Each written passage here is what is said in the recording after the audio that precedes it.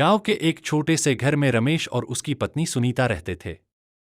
रमेश एक साधारण किसान था जो अपने खेतों में मेहनत करता और जो कुछ भी कमाता उसी से घर का खर्च चलता था। लेकिन सुनीता को हमेशा ज्यादा धन और सुख सुविधाओं की चाह रहती थी। एक दिन रमेश खेत से थका हारा घर आया तो सुनीता ने उसे फटकार लगाई। तुम्हारी इतनी मेहनत का क्या फायदा? न ढंग के कपड़े हैं, न कोई गहने। पड़ोस की कमला को देखो, उसके पास कितने गहने हैं। तुम कभी मेरे लिए ऐसा क्यों नहीं कर सकते? रमेश ने समझाने की कोशिश की। एक सुनीता, हमारे पास जितना है उसमें खुश रहना सीखो। लालच हमेशा दुख देता है।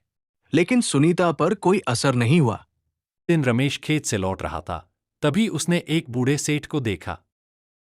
सेठ बहुत अमीर दिखता था और उसके पास सोने की थैली थी, लेकिन वह थका हुआ और असहाय लग रहा था। रमेश दयालु था, उसने सेठ की मदद की और उसे पानी पिलाया।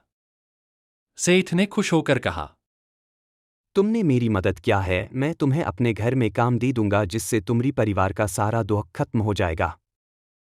रमेश खां ठीक है मालिक।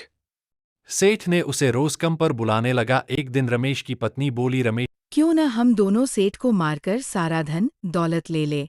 ने मना कर दिया पर उनकी पत्नी नहीं मानी और सेठ को मारने चली गई। लेकिन वह जाते ही सेठ ने सुनीता को मर दिया। पर क्यों? क्योंकि रमेश ने ऐसा कहा था। पर रमेश ने सेठ से ऐसा क्यों कराया, जानेंगे अगली